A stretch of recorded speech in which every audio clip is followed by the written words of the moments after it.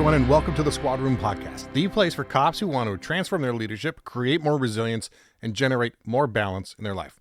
On this show, we cover the tactics and strategies you can use every day to create a life worth living, both in and out of uniform. My name is Garrett Teslaw, and I'm a full-time lieutenant for a sheriff's office in Southern California, and I'm glad you're with us today.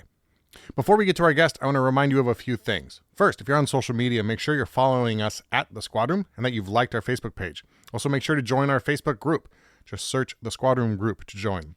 But most importantly is that you head over to thesquadroom.net and get signed up for our mailing list. People on that list get exclusive access to free resource downloads and a weekly email from me on things you need to know about. I also send out content that's exclusive to that list, so don't miss out on something that can help you in your life or in your job. Join our list at thesquadroom.net. I recently had an experience that made me so thankful to have officerprivacy.com as a partner in keeping my family safe. Like many of you, I'm often tasked with handling media inquiries around newsworthy events that my agency is involved in. We had an anti-government and anti-police group that got some media attention recently, and my name was out there in the papers as our spokesman on the issue. It turned out that some of the agitators don't live very far from me. It was a troubling reminder I'm often confronted with, one that is made worse because I live in the area where I also work. It's not uncommon for me to encounter people at the grocery store, the gas station, or the gym that I've had some sort of professional interaction with. I'm constantly reminded of how easy it is to be exposing my family to the dangers of my job, and how easy it is to find information about me on the internet. So on the same day that my name was out there in the papers and on the internet about this anti-police group, I got my regular report from officerprivacy.com. The report showed me how they're monitoring the top 50 people search sites on the web to make sure that my information is deleted and stays deleted from these sites.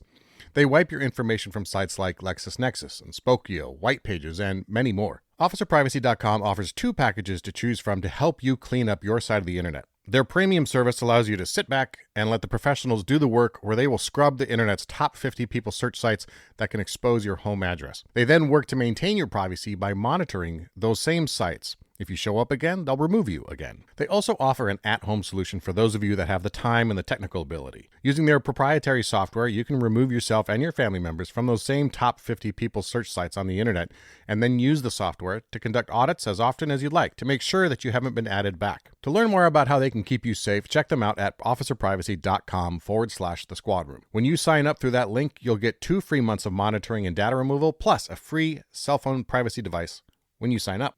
You know, whether you're the chief, a sergeant, a patrol officer, or anyone in between, one of the most time-consuming and frustrating parts of managing people is dealing with the schedule.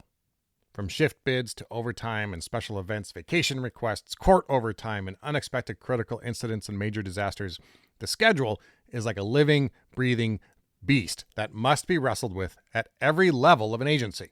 If your agency is still living in the dark ages, running off an Excel spreadsheet, you know exactly what I'm talking about. That's why I'm so impressed with InTime. InTime is designed specifically for public safety agencies, from police and sheriff's offices to corrections, dispatch, and fire agencies. Their cloud-based system and their smartphone app allow officers to access the system from anywhere to sign up for overtime, submit vacation requests, and get updated on court subpoenas. Their system is incredibly easy to use and only takes a few minutes, not hours, to understand and begin using. Major agencies like the Anaheim Police Department, Pittsburgh Police, Passaic County Sheriff's Office, CAL FIRE, and many others trust InTime to save them time and money. If you're interested in spending less time on scheduling, eliminating redundant and expensive overtime, increasing your compliance with subpoenas, and reducing the stress and fatigue on your employees, please, I beg of you, go to intime.com/the squad room to learn more about their system. Dr. Rick Hanson, thanks for joining us on the Squad Room today. This is such a treat for me. Well, Garrett, I'm honored to be here for 2 reasons. One, what you've created here really, as I told you just before we started, just kind of really blew my mind. It's great. And second, I just feel a profound gratitude and respect, and a kind of duty almost to honor people involved in law enforcement and first responders in general, and also people involved kind of broadly in the military. Just that whole group of people who take care of me. You know, I've never been in it myself, and I'm really grateful and happy to be helpful in any way I can. Well, I appreciate that, and I'm already possibly at max blushing as a result. Your work's been very influential in my life over the last couple of years, and we'll talk a lot about the different kinds of work that you're doing. And I want to jump right into your new book, Making Great Relationships: Simple Practices for solving conflicts, building connection, and fostering love. Yeah. And you begin that book with the parable of the two wolves, All the right. wolf of love and the wolf of hate, and that everything depends on which wolf you feed. It's one of my favorite parables, and Yeah. it's one that I've used on this show. I share a slightly different version of it, the good wolf and the bad wolf, but essentially the lesson is the same, that it's all everything comes from which wolf you feed. And Mhm. so I think that's a good place to start a conversation today. Can you share with us how we can feed the good wolf or the wolf of love every day? That's great. Well, as you know well, and listeners too, we all have many parts inside us. I have parts that are peaceful, mellow, patient, relaxed. I have parts that get irritable, exasperated, and when triggered, you know, can get intense. And none of those parts are bad. I mean, the title of a recent book from Richard Schwartz about internal family systems is titled No Bad Parts. And that's a really important thing to start with. There are no bad parts. They're all trying to help us. They all are grounded in biological evolution. They're here to help us survive. On the other hand, oh, yeah, you know, there are intense consequences that come from, certain parts that need more regulation. And the best way to handle that is not to hate them, but rather to withdraw food, kind of put them on a diet, Mm-hmm. put those wolves on a carrot juice diet, like a real vegan diet, maybe. Well, meanwhile, more importantly, even feed the other members of the wolf pack inside you. Patience, self-respect, grit, compassion, self-compassion, sense of perspective, uh, positive emotions, which are a major regulator of reactivity, building up a basic underlying mood of happiness. It sounds so touchy feely. I grew up in LA. I really get it. Airy fairy, I get it. Uh, it's not airy fairy. It's freaking hardcore. To promote resilience, recovery from stress, long term protection of physical health, and particularly during a really, really inherently stressful career in the service of the many. Um, and so, anyway, so it's really important to think about that. How do you feed them? And then if you'll tolerate maybe a minute of neuroplasticity blather, a little brain talk, I'll tell you how to do it. Please. It's so cool. It's so simple. It's 2 steps, but everybody forgets the second step. So think about what you might want to grow inside. Maybe you want to grow, a little more sense of inner calm rather than, carrying with you the stress of a day. Or maybe you want to develop or grow a sense of the goodness in people, particularly to counterbalance, dealing with so much that's bad in people. Whatever you want to grow. Maybe you want to grow some skills with your partner so that the next time your partner does X, you don't jump to Y, which immediately makes things worse. Okay. Start with what you want to grow. Here's the scoop about your brain. How do you grow it? 2 steps. First, you have to experience it. It's not like the movie The Matrix where you jack a cable into the back of your head and woo, now you know Kung Fu. You have to feel it. You have to experience it. So you start with an experience, usually because it's already happening, or maybe you deliberately call it up, like calling up an experience of mindfulness or calling up an experience of grit, determination, whatever it is you want to call up. Okay, now you got that song playing on the inner iPod. Here's the second and necessary step. You have to record it. Otherwise, it washes through your brain like water through a sieve. We've all had that experience. We make a good intention.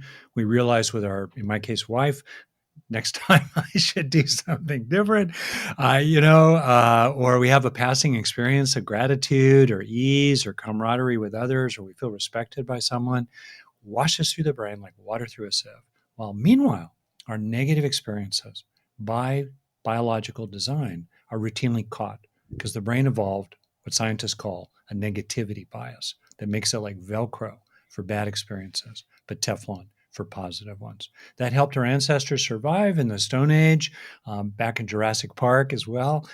But today, it creates a lot of extra stress, extra conflict, and a lot of negative learning because your brain gets gradually sensitized to the negative. It becomes even more like Velcro for it. So what do you got to do? You have to help your brain internalize these beneficial experiences to grow the good inside, to grow the strengths of any kind that you want to grow inside. And the how of that is really simple. It's based on the famous saying, neurons that fire together wire together. So you want to keep them firing. so they can really wire together, literally in your brain, in your body. For a breath or two or three. Stay with it for a breath or two or three. No big deal. It's private. Nobody needs to know you're doing something touchy feely inside yourself, maybe 2 or 3 breaths.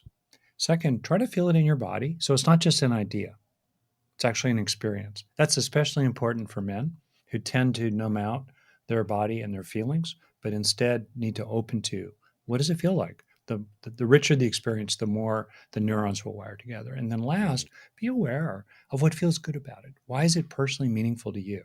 Or what feels good about that, which will also be a factor of what's called neuroplasticity, changing your brain for the better. In mm. other words, really simple to summarize it. If you want to grow the good inside, have it, have the experience of it, and enjoy it. Stay with it for a breath or longer to really take it into yourself. That's it. Simple. Several times a day, gradually builds up. And there's also good brain science research that shows physical changes in your brain in people who develop greater mindfulness, greater regulation of their emotions, greater overall integration of who they are. Their brain changes for the better. I'm often asked, like what's the fastest thing I can do, or what's the one thing I would Oh, recommend yeah. people emphasize first, and it's that essentially the same thing of find a gratitude practice that works for you, Hmm. because everything can shift when we become grateful and aware of our gratefulness, right? Hmm. It's that is such important work, and to put it into just 2 steps like that is really palpable and tangible. I love that. That's right You're on. Can I add one? please. Actually, based on good science as well. So you're exactly right. Gratitude is fantastic. And we can be grateful for what's good alongside what sucks, right? Mhm. We're not ignoring what sucks. We're just appreciating what is also true. And the more the things suck, the more important it is to appreciate the good that is also true, in part Yeah. because then you can build up more strengths inside to deal with what really sucks. That is like that's the next level of gratitude, right? Is being appreciative of the bad stuff. And Oh, that's, I well, I don't mean, necessarily go on. I don't think I'm mislabeling it. Maybe I'm misspeaking, but like Mhm. being receptive to what is you can learn from Yeah. maybe those experiences is what I Yeah, mean. grateful for the lessons from what For the sucks. lessons, right? Yes, not grateful for the thing itself. Yeah. Um, One of my But can I favorite. add Yeah, can yeah. I add one? Yeah. The other thing I just wanted to add is to your, like, go-tos, right? Mhm, Gratitude, great go-to. A second one that there's more and more research about that's mind-blowing in its benefits is, uh, a sense of positive connection with others. Maybe your fellow officers, maybe your friends, maybe your family, could be someone who is meaningful to you, like a teacher, a priest, a mentor, um, buddy. I go rock climbing. I have a lot of experiences in wilderness doing crazy stuff and somehow coming back. And, my buddy's there. That feeling of healthy, ordinary, no big deal, but real mhm, connection, you know, friendliness, kindness, compassion, even love, and feeling respected, included, part of a group. It's like medicine. It is like medicine, literally, for the body and the mhm, and the mind, and maybe the soul too. And there's, for example, a lot of research that shows that chronic loneliness is as bad for your health as smoking half a pack of cigarettes a day. That's huge. All research also shows that increasing kind of everyday casual feelings of connection with others reduces admissions to the local hospital's emergency rooms for all kinds of different reasons. So anyway, just that right there, when you're having that sense with a buddy or a comrade or a friend or a partner, where your kids, mhm, feels good. Again, right there, that's super medicine, for mhm. your body and your being. Stay with it, slow it down, and then let it sink in. And be there with it. It's a great transition to my next question. One of the relationships that's important in your life is with your friend, with your son, Forrest. Oh, yeah. And your podcast, Being Well, is one of my favorites. And I always find wonderful wisdom and advice and perspectives. And often the nuggets of wisdom and advice that I hear there are also from your son, from Forrest, who's your co-host Who on the knew? show. But I The mean, kid grew up. so, as we talk about relationships, and then you have your book, Making Great Relationships, I'm so curious how your relationship with Forrest as father and son evolved into being co creators on the podcast, because you covered deeply personal topics, and you Hmm. both share rather openly in front of each other Yeah. about your individual struggles and challenges. As a father of two myself, I wrestle with how much how much honesty and vulnerability is appropriate to share with them at the ages as they grow. And so Yeah. I'd love to hear how your relationship with Forrest evolved so that you could get to such a place of such shared intimacy and respect. Well, that's a really sweet question. I wish he could hear it too. So I got lucky, like so much out of our own hands, right? With our son and our daughter, my wife and I got lucky with both of them. And so that's part of it, certainly. It's about him. Hmm. Um, I can share one thing that I think has really been useful, which is that I've always kept my dad hat on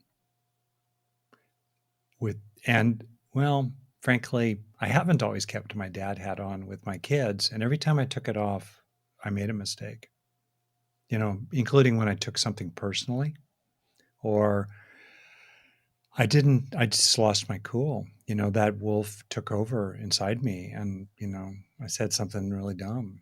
Um, and nothing abusive, but just the rough and tumble of parenting, including with teenagers. So I'm looking at your face here. I'm seeing like a knowing smile, A and teenager in so my house. Yes. Right. yeah.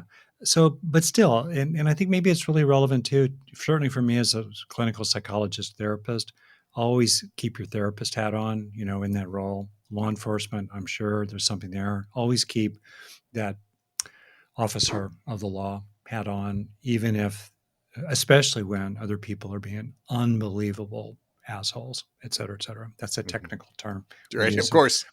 clinical psychology. So my bottom line is that I think that's been a big factor. And maybe a second thing kind of related to that is to cop to my stuff really fast. That's a kind of LA saying from my youth, but to cop to your shit, if I can Hmm. use that word on your Yeah. podcast. Yeah. Yeah. Yeah. Just admit fault. My parents never admitted fault. And they were loving, decent, not abusive, good people, but they came from a culture, kids are to be seen and not heard and, so forth. And they would never admit that they did anything wrong or mistakenly, Hmm. growing up. And so for me, it's been really important, both when our kids were younger, but also certainly in retrospect to totally, cop to my part, which is really cool to realize. And this is a big theme in the book. It's to realize that you can accept responsibility for your part. And because you do that, it really puts you in a clear position to know that you're not responsible for all kinds of other stuff that other people are responsible for, or it's just, reality unfolding. Hmm. Um, yeah, that You, part's really important. you refer to it as taking care of your side of the street. Yeah, Uh, and you and read my book. Thank you. I wanted to touch on that too because controlling and realizing what we can and cannot control is maybe the most important use of our time when we're looking at how to improve relationships or how to be a good parent, Yeah. those sorts of things. Are there any suggestions you have for people to really in the moment uh, evaluate and look at what it is they can and can't control? I think what you're getting at something that's been really important for me because I'm someone who it just kills me when I can't do something really well, right? And I it's hard for me to understand people, who drop the ball, right? I got my work ethic probably from my dad, also my mom. But my dad grew up on a ranch in North Dakota, born in 1918. You just take care of your job. You do your job, you keep at it. So I've had to learn over time that um, there's a limit to what you can do. And it's been helpful to me, honestly, to draw on wisdom. There's wisdom from around the world, including in the indigenous people, deep wisdom there, deeply worthy of respect. I draw on a lot of the wisdom from kind of early Buddhism, original Buddhism, and the very super practical, psychological, not airy fairy teachings. And the tradition of that kind of now has come through Southeast Asia, Thailand, Burma, and so forth. Um, in that, there's a teaching along the lines of tend to the causes and know that you cannot control the results. Or to put it differently, you can water a fruit tree, but you cannot make it give you an apple. Or to use another similar phrasing, make your offering and then let go. And that's been just deeply useful to me. to really realize all I can do is do my best every day, be a stand up guy, and really try to learn along the way. I think so much of life, when I look back, recently I've gone through a cycle of really facing some serious mistakes I've made. You know, I've had now 70 laps around the sun, and who among us has not made a big mistake or multiple? And how do you live with it, right? And in all that, it's been really helpful for me to look back and to realize, there are like these three, for me at least, three standards we can judge ourselves by every day and retrospectively. Um, did we bring a whole heart into it? Did we have courage? Did we bring our heart into it? Was there caring in it? In genuine, reasonable, authentic ways, realistic ways? Were we wholehearted? Second, did we try? Did we make efforts? Uh, you know, did we work at it? A lot of people just don't try very hard. Oy. And then last, did we learn along the way? Did we learn along the way? Mm, And for me, that's kind of the standard, in terms of the offering we make. Do we make our offering with a whole heart? Do we make it sincerely and diligently? Do we work with effort? And do we learn along the way? And that's about all we can ask ourselves to mm. do. That's lovely, and it's a perfect segue to the next question I have. And for the people, you touched on some of this for people who aren't familiar with a lot of your work. You really do work at that intersection of neuroscience and clinical psychology and spirituality, particularly as you just mentioned, with Yeah. an emphasis on Buddhism. Uh, I've experienced more than my share of clinical psychology as a reader and as a patient, Uh and I continue to gravitate towards the concepts of Buddhism for myself. That is what works for me, but I lack quite a bit in the neuroscience space, and so I can't think of a better person to bring this up with. But when oh. we as cops deal with heavy subject matter on a routine basis, it's Yeah. easy.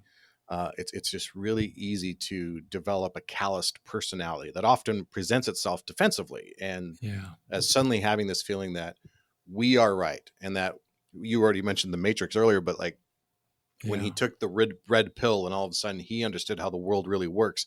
My experience years and years ago, and I think for many cops, was we took that red pill, and all of a sudden our perspective was, oh, this is how the world really is, this mean, hurtful, Yeah. calloused place, and everybody who has a smile on their face is a sucker, Yeah. and that we just really know, quote unquote, how the world is supposed to work. And uh, what I've the truth, though, that I've uncovered is that we're the ones changing, but not for the better and not for our benefit. We haven't learned a great insight, and we're actually just moving further away from the way that the world actually truly does function, and the kinds Mm. of people that are in the world. I'm hoping you can share from your research, your experience, how our brains create that cognitive dissonance that reinforces our negativity. You touched on negativity bias a Yeah. bit. Uh, but if it's a permanent fixture of our personality or not, and if it isn't, how do we or someone who's struggling in that state find optimism again? Yeah. That's such a profoundly deep matter. And I'm reminded of an experience I had when my close friend Bob, who was my first rock climbing partner and became eventually, he's a pediatrician, a physician, and he worked with incredibly sick kids at a very high level in intensive care units in like hospitals at Harvard. So he dealt with the Mm-hmm. sickest kids in the world clinically and professionally. And he came to visit Jan and me, my wife, when Forrest was born. So Forrest was at that point just a few months old. Bob came to visit, and he kept staring at Forrest. He kept looking at him. And then he finally said, I don't think I've seen a healthy kid before. Hmm. Because he just lived in a world in which he was dealing with children who had issues, and sometimes as a result of some tragic thing that happened in their family. Uh, and so you're right. We can become, I guess, trapped or caught up in effect, in a very specific part of reality, because that's the part we know. That's the part we know. And, the way I think about it is that people who do the work you do, when I think about reading on your website, the people who run toward danger to help others, right? That was back in your own personal story, your Mm-hmm. motivation in your career. People who run toward danger. Um, People like you and others who run toward danger, they make sacrifices for the rest of us, including the accumulating wear and tear of that occupation, that calling. And, obviously I'm very grateful for it. And I think that's an important way to kind of understand it. And in fact, that's part of it. So what do we do about it, right? What do we do about it? And well, the first thing I think is what exactly you named, which is motivation. You have to see it. There's a joke, and it's kind of a joke, but it's also profound in therapy world. How many therapists does it take to change a light bulb? Only one, but the light bulb has to want to change. Right? It's funny and it's profound. It's true. So, how do we want to change? We start there. So, let's say you want to change. You realize, and to me, one thing that supports that motivation is to kind of frame it a little bit in terms of who's in control of you, your own reactive patterns, the totally messed up jerks you got to deal with every day, or you. Are you in control of your own mind? Are you autonomous? And that value and being blunt about it, I find quite motivating, particularly for people who maybe by nature or by socialization, like a lot of men and certainly others, place a high value on autonomy and not being dominated by forces of various kinds. Mm-hmm. To put it bluntly, you realize, wow, I'm being dominated. Let's say, uh, an officer might say or think, I'm being dominated by the psychological calluses I've had to grow here. And I don't want them to control me so much anymore. Yeah, they're like an armor I need on the job or in certain situations, or shields that I can pull up quickly if I really need to. Shields up, Scotty, bingo. Mm-hmm. But I want to have autonomy. I want to have agency. I want to be able to step out of that armor, you know, when I walk through my front door, right? And I don't want my armor to be running the show when I get pissed off at home by something or other, right? Who's in charge? That right there, that's a hardcore question, that can be really motivating.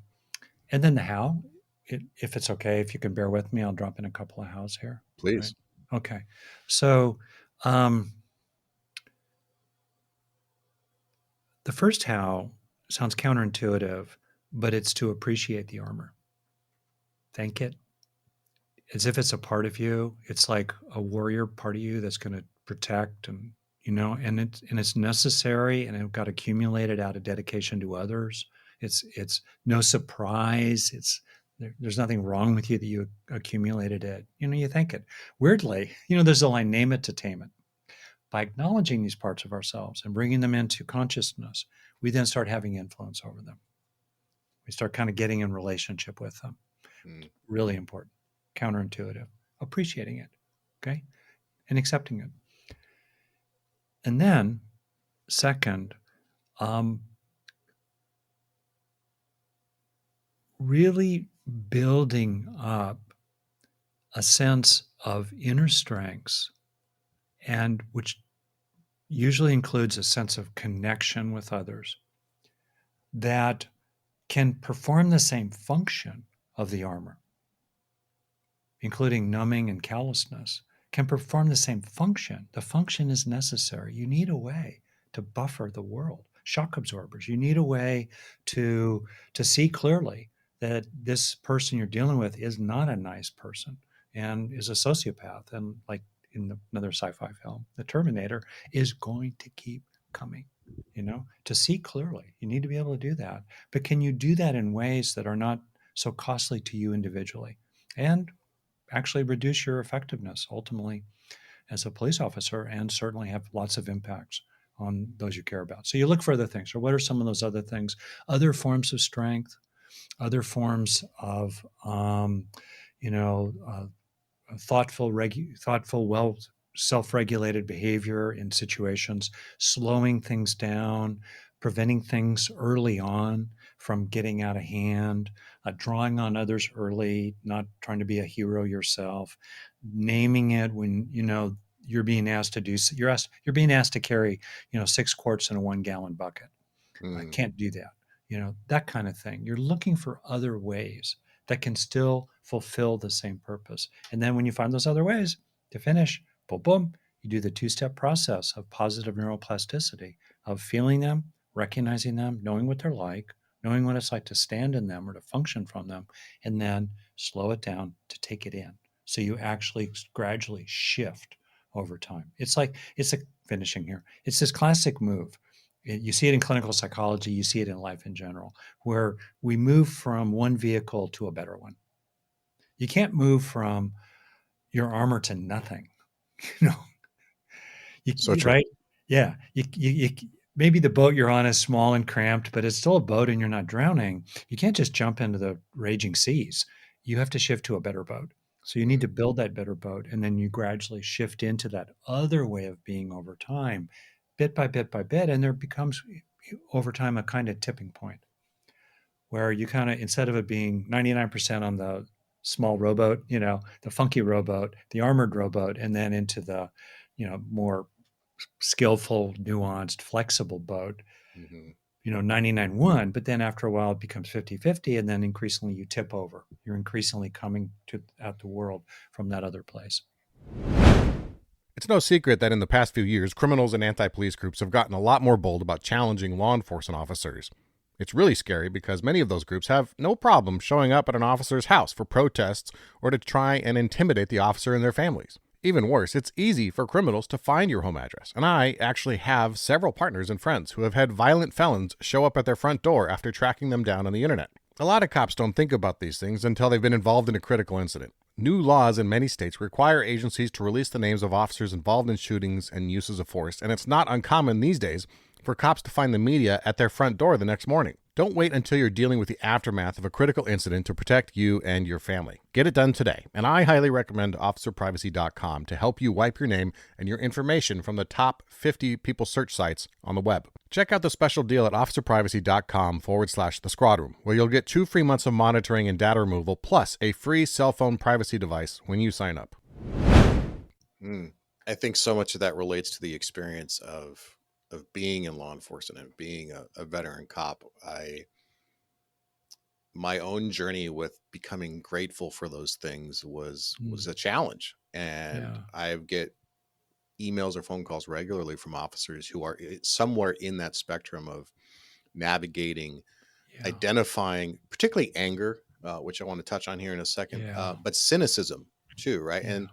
And learning that cynicism keeps us safe when we're walking up on the car at 3 in the morning, or when someone reaches into their pocket quickly, or looks. We have to have those armors of cynicism to Mm-hmm. protect us, but we don't have the capacity times or the knowledge to turn them off when we get home. Yeah. And we don't want that cynicism with our kids or with our wives or our husbands, but Yeah. it becomes pervasive. And for a long time, I really was angry about the anger, if that makes Oh, yeah. sense, and the cynicism. But once I learned to look at it as something that my body, my brain needed in that moment to protect me, and Mm-hmm. that I could look at it from that place of gratitude, that it is serving me. I don't understand it necessarily. It may not be the best way to serve me, but it's trying to serve me by keeping me safe. Yeah. And then being able to move from a frustration and embarrassment about the anger to then using it as what I describe it as a check engine light. And then now I'm grateful for the fact that when the anger arises, I can say something's wrong. And Yeah. I get to do a diagnostic on it, like I would on a car. Uh, Mm. and and it's similar to what you talk about in the book about anger and the two parts of anger. But I connect with that idea so much that we have to be gracious with ourselves and with the parts of us as we navigate these traumas, that your body and your brain are doing things in your benefit. It might not seem like it. And even Yeah. some of the maladaptive practices that I took on or that others take on might be what's the only thing we're capable of doing in that moment as we move towards more productive ways of resolving the issues. That makes sense. And Yeah. And so, go the ahead. way you just said that, Garrett, I learned a lot, right there, listening from you. And can I ask you a question? Can I Of turn the course, table? All right. please. Okay. So, um, I think about the value of knowing what the sweet spot or the zone, the good zone, I call it the green zone, is in certain situations. So, I've never been, uh, uh, I've been in some hairy physical situations with other people, nothing like what you deal with every day. I've definitely been in hairy situations in wilderness where I could easily die, kaboom, just like that. Mhm. And so I think about that place where the healthy place, you think about Alex Honnold, Mm. soloing El Capitan. He talked about it once in an interview that the interviewer said to him, "Aren't you feeling really stressed up there?" He said, "If I start feeling stressed, something has gone terribly wrong."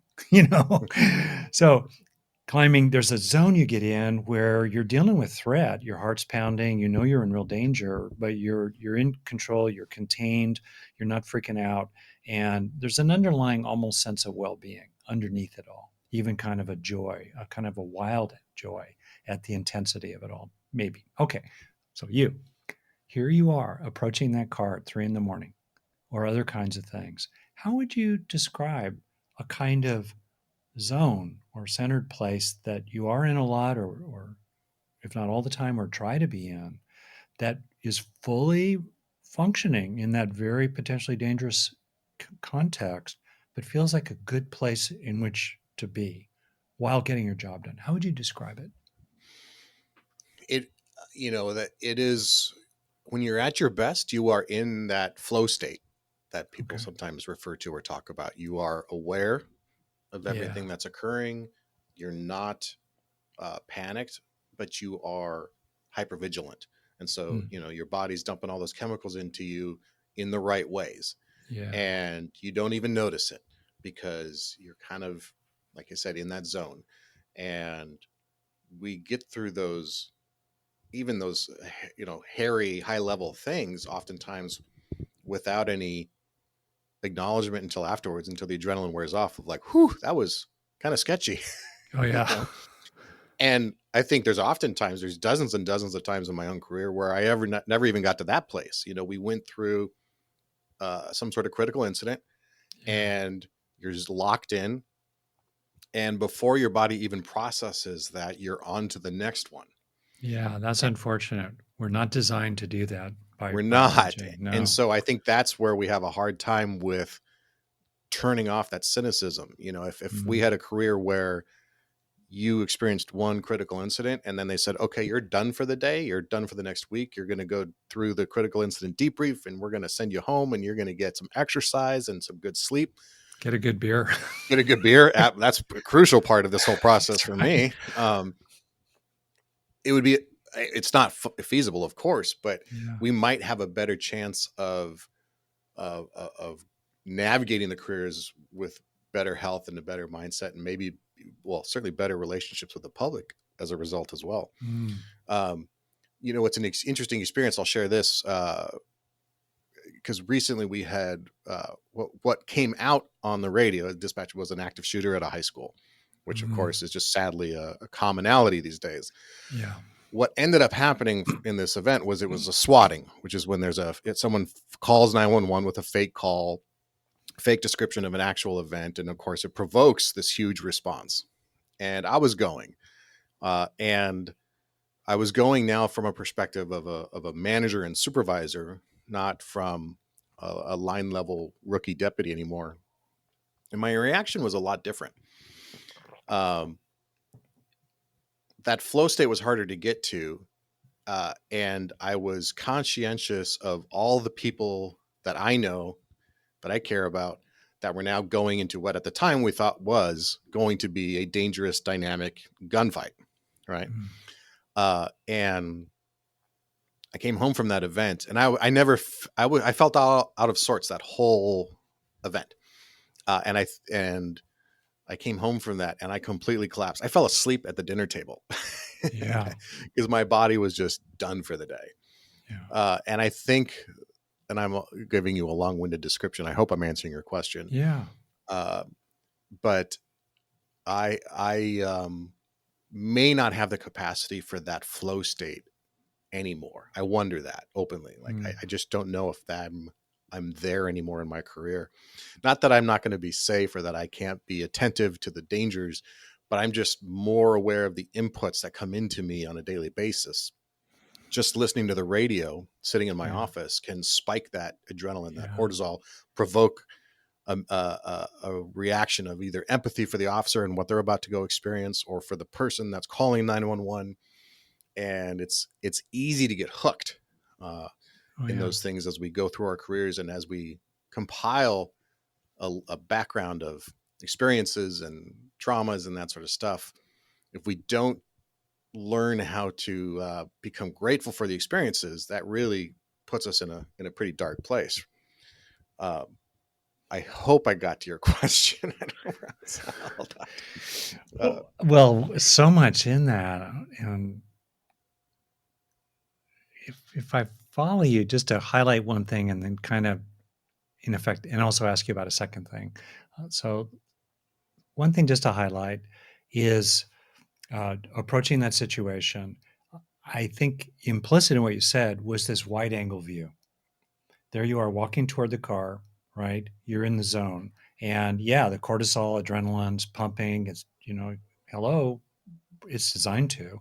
But in that is this wide perception rather than getting sucked into one little part of everything. And one thing that the brain is designed to do is to zero in on that one little thing. But unfortunately, when we do that, we often lose context. We lose touch with ourselves, and we can overreact to that one little thing. Mhm. And I think tragically, when I, as a complete ignoramus, read brief accounts of tragedies in which an innocent person was mistakenly killed by law enforcement, there's often a kind of reaction to one thing, and then everything just zeroes in on that. The flash of metal that was actually their person's car keys, but it was assumed to be a gun, let's say.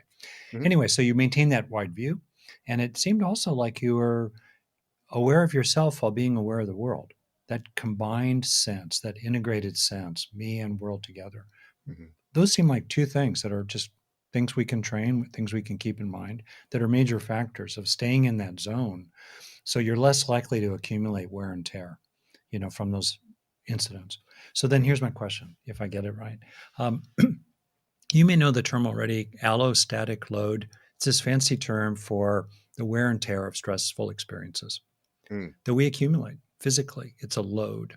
And you laughed earlier when we both said it. We're not designed in evolution to do this. The classic book on stress from Professor Sapolsky at Stanford, Why Zebras Don't Get Ulcers.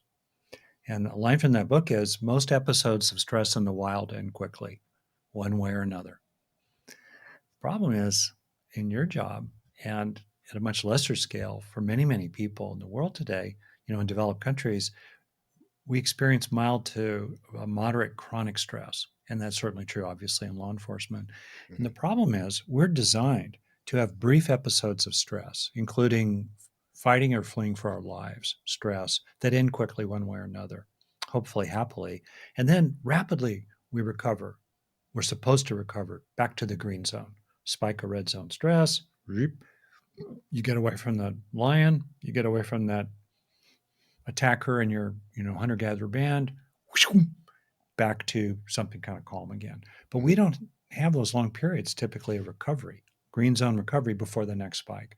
And so I would ask you, what have you found helps you, and others in law enforcement to create for themselves as best they can a kind of recovery out of an episode of craziness and stress into some kind of baseline well-being, Mm. which is really important, needs to involve positive emotions for Mhm. baseline well-being. Mhm. Could be mild, like including relief or reassurance, but also things like camaraderie, uh, appreciating that you got through it, appreciating yourself for how you got through it, and so forth. Yeah. But that period of calm, before the next craziness. What have you found in the real world of daily work, is effective there? That's such a good question, and there's so many things we do and then the things I've found, yes, the connection with people, just if you ever driving around and you see two black and white cruisers, the patrol cars parked window to window and just Oh two yeah. cops just talking. Some of that is some of the most important time of the day, to just have a connection, a shared experience.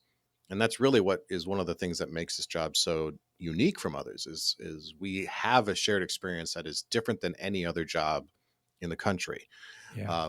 So acknowledging that, for me, a big part of my process was um,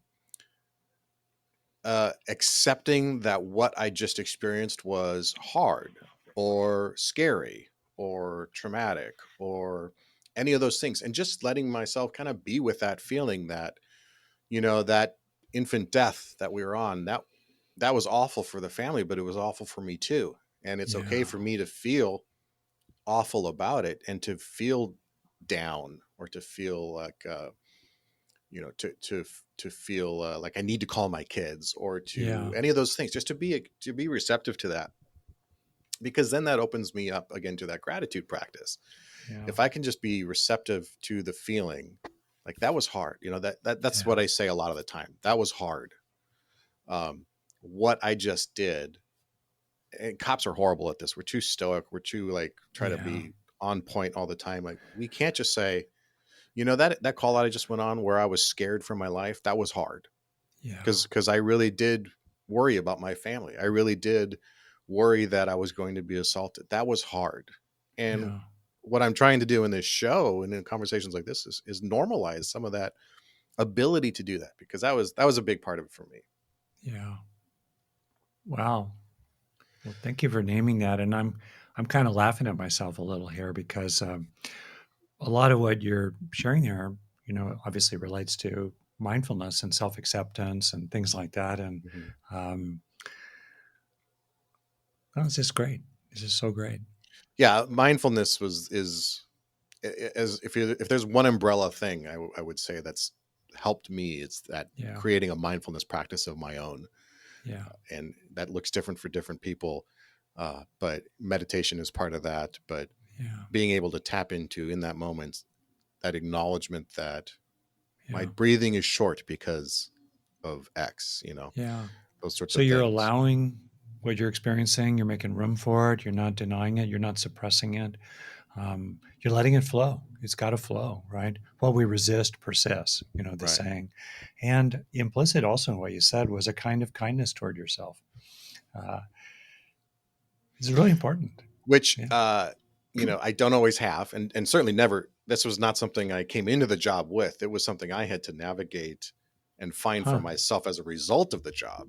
This whole podcast exists because I was trying to find answers to why I was so angry and why I was so disconnected and I felt so disassociated from my own experience. And that's eventually what evolved into this. um, Yeah. so it's not an easy thing. It wasn't a instinctual thing. It was a long process. And my hope is, in conversations like this, we can give people the shortcut, as Yeah. best I Yeah. can. Um, one of the things of these, the different sections of the book, the final section of the book you have titled Love the World. Uh, And I suspect that for some listeners, that we just perfect about what we were just talking about the cynicism and the buildup and the things that we see out there in the world. People who have 5, 10, 20 years in law enforcement, they've been immersed in these awful situations, some of the worst the world has to offer. We might find that the hardest advice to accept is to love the world. And my question then is, how do we reconcile the need to acknowledge the very real peril and tragedy we face hmm, with this idea that we should find wonder and awe in the world around us? uh, yeah. So the book, Making Great Relationships, which I appreciate you talking about here, has 50 evidence based, really simple things you can do with your mind or your mouth, what you think and what you say each day to make relationships better, including better for you inside yourself. So that's the context here. And each one of those practices is stated sort of as a instruction. They're like a practice. The Mm-hmm. first one in the whole book is be loyal to yourself, which is Mm-hmm. really central, Right. in what we're saying here. Uh, so if someone doesn't relate to kind of the instruction of it, like love the world on demand, you know, I get it, and this is kind of what I mean by it. For your own sake, the more that the world has kicked you in the teeth, the more that you're being mistreated, disrespected by others, the more important it is for your own sake and for the sake of the people you love, that you preserve intact the capacity to appreciate what is also true. Mm-hmm. What is also true. No positive thinking at all. No airy fairy, look on the bright side, blah, blah. No. Hard-headed. The Mm-hmm. hard-headed because of both the brain's negativity bias and because of the kind of work you do. It's incredibly, especially important to recognize what is also good. I live on the edge of open space in San Rafael, California, 20 miles north of San Francisco. And this deer just walked into my backyard this morning, this doe eating my roses. Oh, well, you know what I mean? Oh, well. And then I watched her kind of wander, through this sort of open fence-ish thing that she got through. And I saw with her was this little fawn, 100 feet away. Mm-hmm. Okay. And I don't mean it's like, oh, yeah, just think about Bambi. I mean, just, hey, what else is true? The grass growing up through the cracks in the ugly sidewalk. That's also true. If we think about it, most interactions that happen in the world today among 8 billion people are positive. Simple things. Parents taking care of their kids, friends laughing with each other, people getting the job done, people sweeping a street, talking with the people they're working with. Most interactions are positive. Mm. And it's, you know, it's a kind of delusion.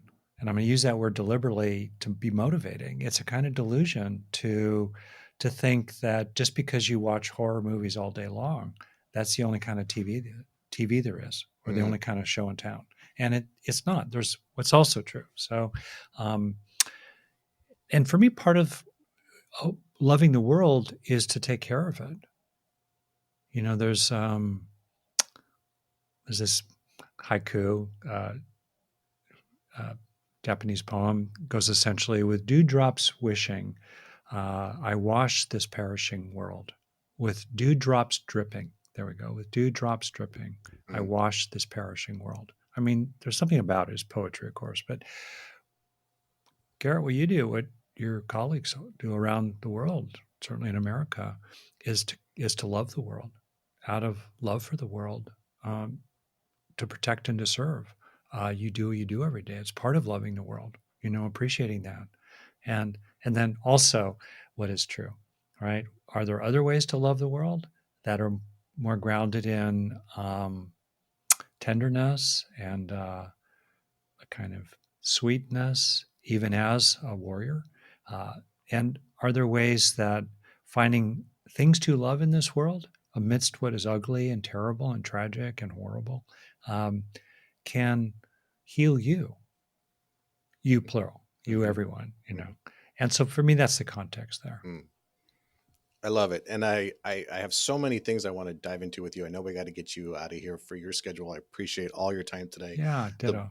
the book is Making Great Relationships. I want to make sure that people understand, because we've talked so much about the relationship with yourself and mindfulness and gratitude, that Mm-hmm. the book encompasses all of that. It's not just about the interpersonal ones, but Yeah, the relationship you build with yourself. that's right. And for me, like I mentioned, mindfulness is an absolute crucial part of my life. I think your book's a great place for anyone who's wanting to start mindfulness, is curious about it, but doesn't know where to begin. This is a great book Mm. to start with, because the questions you ask in those 50 prompts provoke so much of that. And I can't recommend the book enough to people. Uh, uh, Ricky, will you share with everyone else where they can find you, where they can find your podcast, Being Well, and then we'll wrap up. Oh, Garrett, that's super classy. I appreciate it. And yeah, um, when I started writing that book, I did not have very high expectations for it because I just thought, oh, well, I'm just sharing the lessons from 41 years of marriage, 40 years of doing therapy with people and all the rest of that, and my own, business background and life in general. But it turned out actually to be full of a lot of really practical things that people can do that are just very commonsensical, but we keep forgetting them. And then I definitely go into the how for it. If people want to learn more, just come to my website, rickhanson.net. Almost everything there is free. If anyone has financial need, we also make available on complete no cost all of my online programs for people. But most of what's there is totally free, and tons of things, guided practices, little videos, little talks, information and so forth. rickhanson.net. And then, of course, shout out to Forrest, my partner in crime, dare I say it in this context? Anyway, for the Being Well podcast. Check it out. Anyway, thank you very much. Yeah, we'll put all the links to everything you're doing in the show notes for this episode so people can find it right there. Dr. Rick Hanson, such a treat to talk with you in person. I've had you in my ear for I don't know how many hours and hours of your podcast. So fun to have a dynamic interaction with you. Thank you so much for your time. Oh, it's an honor, really. Seriously, tons of respect. Thank you very much. Thanks for listening to today's episode. If you're new to the show, make sure you check through our catalog of episodes because you're going to find some amazing guests and some great actionable ideas you can take into your day. Also, I want to offer you something I'm very excited about, and it's absolutely free. It's my Tactical Tuesday newsletter. Every Tuesday, I want to bring you a few tactics, tips, and strategies to help you succeed in the week ahead. It may be a book I want to share, some gear I found useful, an inspiring quote, or anything else I think you'd like. To sign up for the Tactical Tuesday email list, you can visit thesquadroom.net/Tactical Tuesdays, or just text your email address to 805-364-2331. That's 805-364-2331. If you didn't catch that, check the show notes for this episode, and you can find it there. And I promise we won't sell or spam your email address.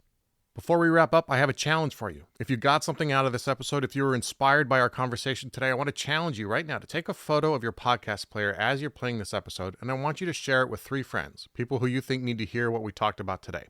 Send them this episode and recommend that they listen to it.